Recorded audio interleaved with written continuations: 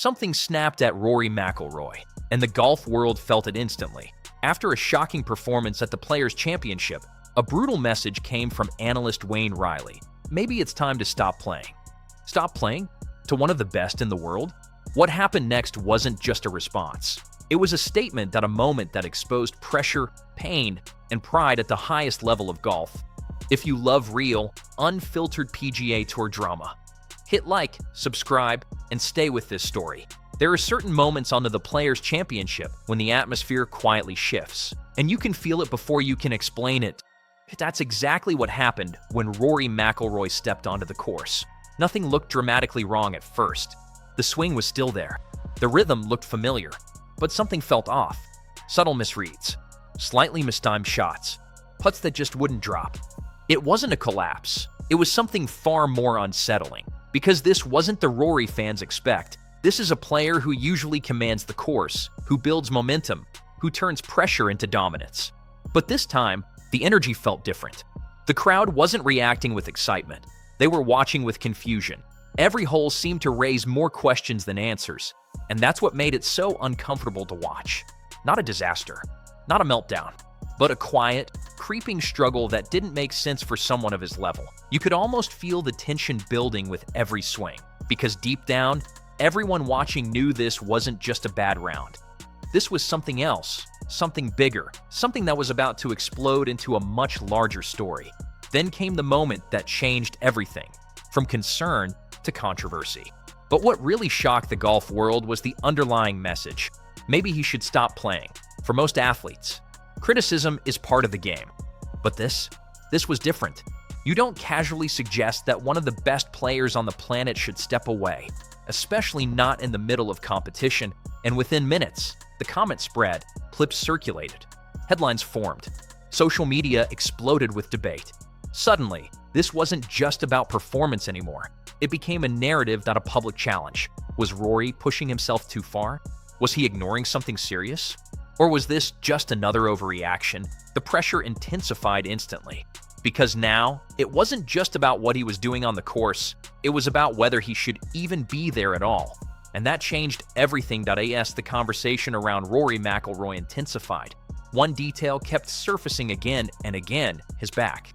What initially seemed like a minor concern quickly started to look like a serious underlying issue, especially after his unexpected withdrawal from the Arnold Palmer Invitational. That moment alone raised quiet alarms across the golf world, because back injuries are not just another physical setback in golf. They are one of the most dangerous and unpredictable problems a player can face. Golf may not look physically brutal on the surface, but at the elite level, it demands explosive rotational power, and McIlroy's swing is one of the most aggressive and powerful in the game. Slight hesitations, less fluid follow-throughs, moments where his body language didn't match his usual confidence. Nothing dramatic, nothing obvious, but enough to make people wonder. And that's where the tension really started to build. Because the question wasn't just about form anymore, it was much deeper than that. Was he simply out of rhythm? Or was he playing through something far more serious than anyone realized?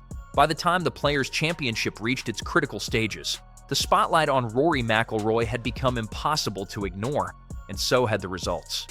Finishing tied for 47th place might not sound disastrous in isolation, but for a player of his caliber, it was nothing short of shocking. This is someone expected to contend, to dominate, to be in the conversation on Sunday.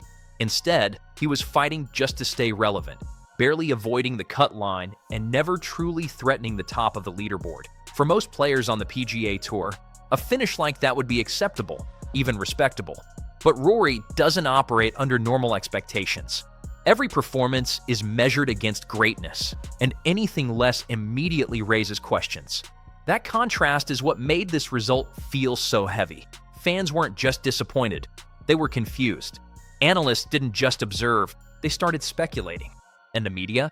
They amplified every detail, every misstep, every missed opportunity. This wasn't just a bad tournament anymore.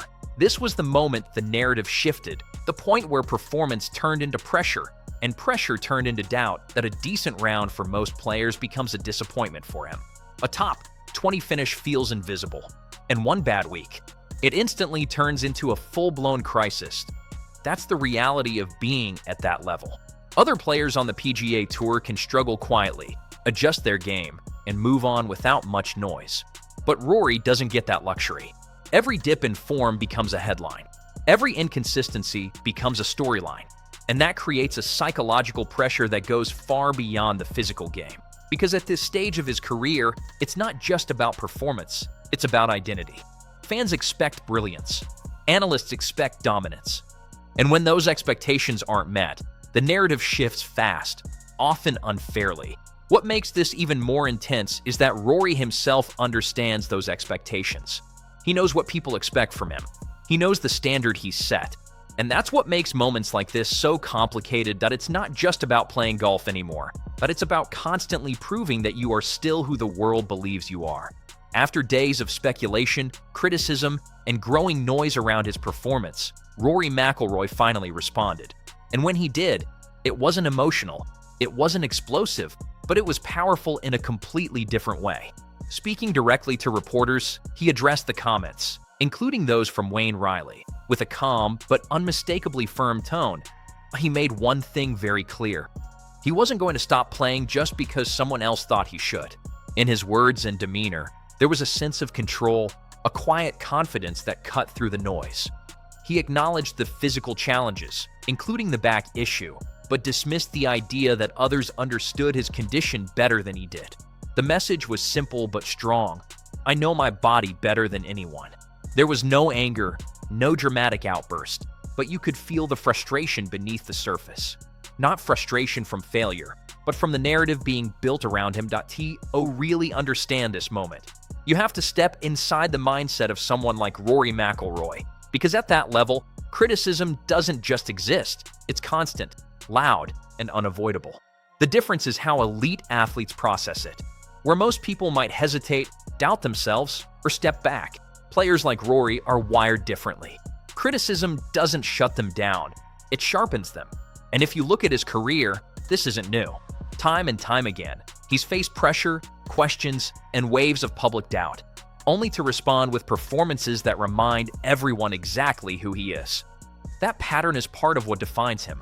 It's not just talent, it's resilience. The ability to absorb noise without letting it break your focus. But what makes this situation more intense is the added layer of physical discomfort. Competing through pain isn't just a physical test, it's mental warfare. Every swing becomes a decision. Every shot requires trust, not just in skill, but in your own body. And that's where true champions separate themselves. Because for Rory, this isn't just about one tournament or one comment or one rough stretch.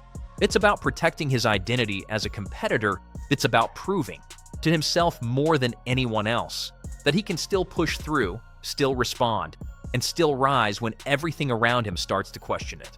What makes this entire situation even more intense is how predictable it actually is, because this isn't the first time Rory McIlroy has been pulled into this exact cycle. It starts with one underwhelming performance. Then comes the analysis, then the criticism, and almost immediately, it escalates into something much bigger than it should be. That's the pattern point. One bad result turns into sweeping conclusions. A single tournament suddenly becomes evidence of decline. And before long, the conversation shifts from form to future, from performance to panic. The media builds the narrative, headlines amplify it, and fans absorb it, often without stepping back to look at the bigger picture, because the reality is rarely as dramatic as it's made to seem. Golf is unpredictable. Even the best players in the world have off weeks. But when it comes to Rory, those off weeks are treated differently. Yet somehow, each time it happens, the reaction is just as extreme. And that raises the real question: why do we keep falling into the same narrative trap? This is where the story becomes uncomfortable, because beneath all the headlines and reactions, a much more serious question starts to take shape around Rory McIlroy.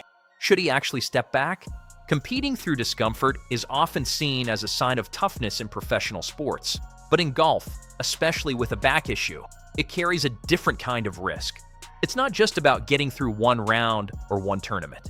It's about what that decision could mean weeks or even months down the line. The dilemma is brutally simple, yet incredibly complex. On one side, there's pride, rhythm, and the instinct to keep competing. to fight through adversity, to not lose momentum. On the other side, there's long-term health, career longevity, and the reality that pushing too far could turn a manageable issue into something far more damaging, and timing makes it even more intense. With the major season approaching, every decision matters more, because whatever choice he makes, it comes with consequences. This isn't just about playing through pain anymore. It's about choosing between the present and the future. Now everything shifts toward what comes next, and for Rory McIlroy, the timing couldn't be more critical. The major championships are approaching, and with them comes an entirely different level of pressure, attention, and expectation. This is where careers are defined, where narratives are either rewritten or reinforced, and where every detail of a player's form is placed under the brightest spotlight in the sport. For Rory, this moment feels like a turning point. On one side, there's the possibility of a powerful redemption arc, the kind of response he has built his career on. He has been here before, questioned, doubted, analyzed, and each time, he's found a way to answer back when it matters most. That history is what makes this situation so intriguing. But on the other side, there's uncertainty. If the physical concerns linger, if the pressure continues to build, this could evolve into something deeper than just a temporary dip in form. And that's what keeps everyone watching so closely, because this isn't just another storyline anymore. This is a moment that could define what comes next. So now the question becomes impossible to ignore. Is this the beginning of another comeback story, or the first real warning sign? Let me know what you think. And if you're following this story closely, don't forget to like, share, and subscribe for more.